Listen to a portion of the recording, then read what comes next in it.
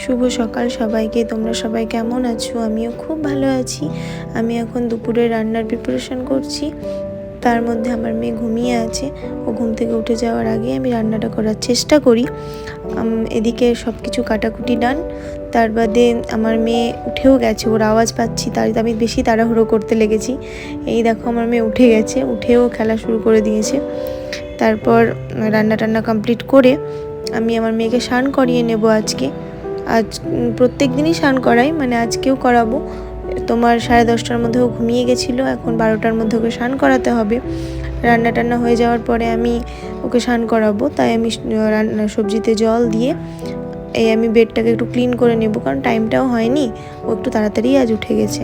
তারপর আমি বেডটা ক্লিন করে ওর সব কিছু রেডি করে নিলাম, এগুলোও স্নান করে পড়বে, তাই ওকে একটু বলছিলাম দেখ মা তাকা।